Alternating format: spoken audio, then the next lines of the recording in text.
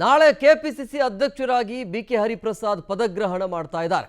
ಅರಮನೆ ಮೈದಾನದ ತ್ರಿಪುರ ವಾಸಿನಿಯಲ್ಲಿ ಸಕಲ ಸಿದ್ಧತೆಯನ್ನು ಮಾಡಿಕೊಳ್ಳಲಾಗ್ತಾ ಇದೆ. ಸೊ ನಾಳೆ ಕೆಪಿಸಿಸಿ ಅಧ್ಯಕ್ಷರಾಗಿ ಬಿಕೆ ಹರಿಪ್ರಸಾದ್ ಅವರ ಪದಗ್ರಹಣ ಕಾರ್ಯಕ್ರಮ ಇದೆ. ಅರಮನೆ ಮೈದಾನದಲ್ಲಿ ಈ ಒಂದು ಕಾರ್ಯಕ್ರಮ ನಡೆಯುತ್ತೆ. ಸೊ ಹಂಗಾಗಿ ಅರಮನೆ ಮೈದಾನದಲ್ಲಿ ಎಲ್ಲ ರೀತಿಯಾದ ಸಕಲ ಸಿದ್ಧತೆಯನ್ನು ಮಾಡಿಕೊಳ್ಳಲಾಗ್ತಾ ಇದೆ. ಸಂಕಲ್ಪ ಸಮಾವೇಶಕ್ಕೆ 1 ಲಕ್ಷಕ್ಕಿಂತ ಹೆಚ್ಚು ಜನ ಭಾಗಿಯಾಗುವ ನಿರೀಕ್ಷೆ ಇದೆ. 6 ಆಂಬ್ಯುಲೆನ್ಸ್, ಊಟ ಇರುತ್ತೆ, ನೀರು, ಮಜ್ಜಿಗೆ, ವಾಹನಗಳ ಪಾರ್ಕಿಂಗ್ ವ್ಯವಸ್ಥೆಯನ್ನು ಕೂಡ ಮಾಡಲಾಗಿದೆ. ವಾಹನಗಳ ಪಾರ್ಕಿಂಗ್ ಇರುತ್ತೆ, ಬರೋರಿಗೆ ಊಟದ ವ್ಯವಸ್ಥೆ ಮಾಡಲಾಗಿದೆ. ಊಟ, ತಿಂಡಿ, ನೀರು, ಮಜ್ಜಿಗೆ. ಈ ಒಂದು ಪದಗ್ರಹಣ ಕಾರ್ಯಕ್ರಮದಲ್ಲಿ ಮಲ್ಲಿಕಾರ್ಜುನ್ ಖರ್ಗೆ, ಸುರ್ಜೇವಾಲಾ, ಕೆಸಿ ವೇಣುಗೋಪಾಲ್ ಸೇರಿದಂತೆ ಸಿದ್ದರಾಮಯ್ಯ, ಸಿಎಂ ಡಿಕೆ ಶಿವಕುಮಾರ್ ಸೇರಿ ಹಲವರು ಈ ಕಾರ್ಯಕ್ರಮದಲ್ಲಿ, ಅಂದರೆ ಈ ಪದಗ್ರಹಣದ ಕಾರ್ಯಕ್ರಮದಲ್ಲಿ ಭಾಗಿಯಾಗುವ ಸಾಧ್ಯತೆ ಇದೆ. 300 ಜನ ಗಣ್ಯರಿಗೆ ವೇದಿಕೆ ಈಗಾಗಲೇ ಸಿದ್ಧವಾಗಿದೆ. 300 ಗಣ್ಯರಿಗೆ ನೋಡ್ತಾ ಇದ್ರಿ ಫ್ಲೆಕ್ಸ್ ಯಾವ ರೀತಿಯಾಗಿ ರಾರಾಜಿಸ್ತಾ ಇದೆ ಅನ್ನೋದನ್ನು ಕೂಡ ಒಂದು ವಿಂಡೋದಲ್ಲಿ ನೋಡ್ತಾ ಇದ್ರಿ, ಮತ್ತೊಂದು ವಿಂಡೋದಲ್ಲಿ ಗಮನಿಸ್ತಾ ಇದ್ರಿ.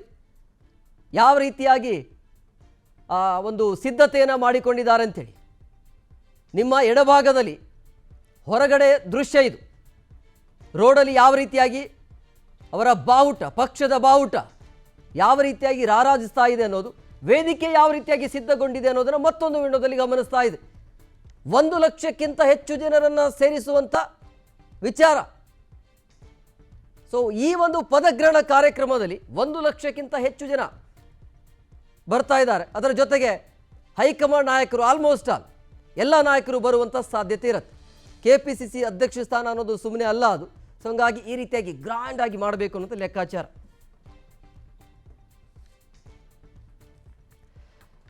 ಇನ್ನು ನಾಳೆ ಈ ರೀತಿಯ ಪದಗ್ರಹಣ ಕಾರ್ಯಕ್ರಮ ಹಿನ್ನೆಲೆಯಲ್ಲಿ ನಮ್ಮ ಪ್ರತಿನಿಧಿ ಧ್ರುವರಾಜ್ ಪ್ರತ್ಯಕ್ಷ ವರದಿಯನ್ನು ಕೊಟ್ಟಿದ್ದಾರೆ. ಯಾವ ರೀತಿಯಾಗಿ ಸಿದ್ಧತೆ ನಡೀತಾ ಇದೆ ಅನ್ನೋದ್ರ ಬಗ್ಗೆ ನೋಡೋಣ ಬನ್ನಿ.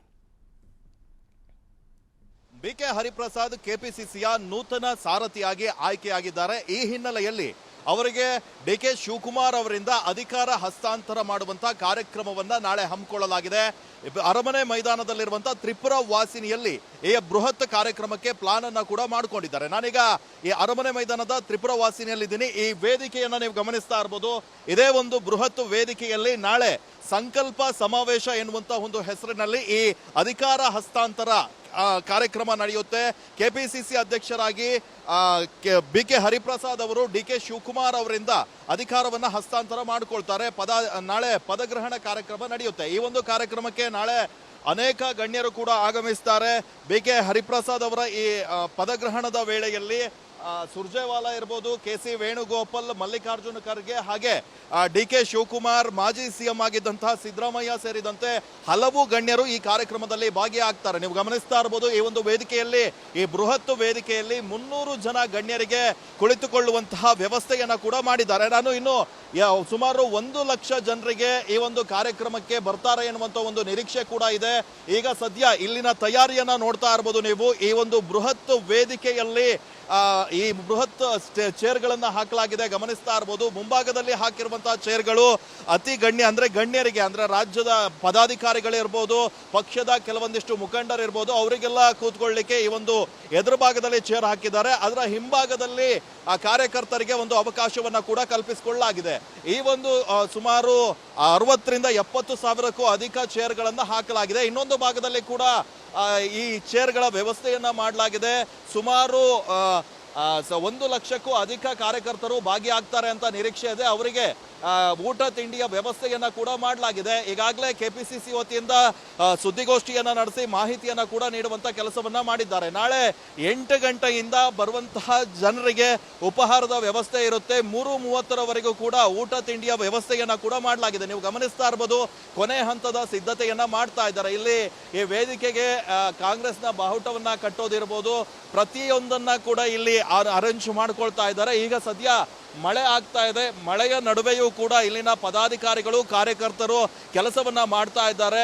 ಈ ಟೆಂಟ್ನ ಅಡಿಯಲ್ಲಿ ನಾಳೆ ಮಳೆ ಬಂದರೂ ಕೂಡ ಯಾವುದೇ ತೊಂದರೆ ಆಗಬಾರ್ದು ಅನ್ನುವಂಥ ಒಂದು ನಿಟ್ಟಿನಲ್ಲಿ ಈಗಾಗಲೇ ಎಲ್ಲ ರೀತಿಯ ಸಿದ್ಧತೆಯನ್ನ ನಡೆಸ್ಕೊಂಡಿದ್ದಾರೆ. ನೀವು ಹೊರಗಡೆಯಲ್ಲಿ ಮಳೆ ಬರ್ತಾ ಇದೆ ಜೋರಾಗಿ, ಆದರೂ ಕೂಡ ಅಲ್ಲಿ ಚೇರ್ ಹಾಕಿದಂತ ಜಾಗದಲ್ಲಿ ಒದ್ದೆ ಆಗಲ್ಲ. ಹೀಗಾಗಿ ಎಲ್ಲ ರೀತಿಯ ವ್ಯವಸ್ಥೆಯನ್ನ ಮಾಡಿಕೊಂಡಿದ್ದಾರೆ. ನಾಳೆ ಬೆಳಗ್ಗೆ ಆರಂಭವಾಗುವಂತ ಈ ಕಾರ್ಯಕ್ರಮ ಏನಿದೆ ಇದಕ್ಕೆ ರಾಜ್ಯದ ವಿವಿಧ ಭಾಗದಿಂದ ಸುಮಾರು 3,000ಕ್ಕೂ ಅಧಿಕ ಬಸ್ಗಳಲ್ಲಿ ಜನ ಬರ್ತಾರೆ ಎನ್ನುವಂತ ಒಂದು ಮಾಹಿತಿ ಇದೆ. ಈಗಾಗಲೇ ಎಲ್ಲ ರೀತಿಯ ತಯಾರಿಯನ್ನ ನಡೆಸ್ಕೊಂಡಿದ್ದಾರೆ. ಜನರ ಪಾರ್ಕಿಂಗ್ ಬರುವಂತಹ ಬಸ್ಗಳಿಗೆ ಪಾರ್ಕಿಂಗ್ ವ್ಯವಸ್ಥೆ ಕೂಡ ಕಲ್ಪಿಸಲಾಗಿದೆ. ಇನ್ನು ಪೊಲೀಸರ ಜೊತೆ ಕೂಡ ಈಗಾಗಲೇ ಸಭೆಯನ್ನು ನಡೆಸಿ ಯಾವುದೇ ತೊಂದರೆ ಆಗಬಾರ್ದು ಅನ್ನುವಂತಹ ಒಂದು ನಿಟ್ಟಿನಲ್ಲಿ ಕೂಡ ಎಲ್ಲ ಕ್ರಮವನ್ನ ಕೈಗೊಳ್ಳಲಾಗಿದೆ. ನಾಳೆ ನೀಟ್ ಎಕ್ಸಾಮ್ ಇದೆ, ಅದಕ್ಕೂ ತೊಂದರೆ ಆಗಬಾರ್ದು. ಹೀಗಾಗಿ ಕಾರ್ಯಕರ್ತರೆಲ್ಲರೂ ಕೂಡ 10 ಗಂಟೆಗೂ ಮುನ್ನವೇ ಈ ಒಂದು ಕಾರ್ಯಕ್ರಮಕ್ಕೆ ಆಗಮಿಸಬೇಕು ಅಂತ ಹೇಳಿ ಕೂಡ ಈಗಾಗಲೇ ಎಲ್ಲ ಪದಾಧಿಕಾರಿಗಳಿಗೆ ಎಲ್ಲ ತಾಲೂಕಿನ ಮುಖಂಡರುಗಳಿಗೆ ಈಗಾಗಲೇ ಸೂಚನೆಯನ್ನ ನೀಡಲಾಗಿದೆ. ಸೊ ನಾಳೆ ನಡೆಯುವಂತ ಈ ಬೃಹತ್ ಶಕ್ತಿ ಪ್ರದರ್ಶನ ಏನಿದೆ ಈ ಮೂಲಕ 2028ರ ಚುನಾವಣೆಗೆ ತಯಾರಿ ಮಾಡಿಕೊಳ್ಳುವಂತಹ ಒಂದು ನಿಟ್ಟಿನಲ್ಲಿ ಕೂಡ ನಾಳಿನ ಕಾರ್ಯಕ್ರಮವನ್ನ ಆಯೋಜನೆ ಮಾಡ್ತಾ ಇರೋದು ವಿಶೇಷವಾಗಿದೆ. ಕ್ಯಾಮ್ರಾ ಪರ್ಸನ್ ನವೀನ್ ಮಂಡ್ಯ ಜೊತೆ ಧ್ರುವರಾಜ್, PNS ವಿಸ್ತಾರ ನ್ಯೂಸ್, ಬೆಂಗಳೂರು.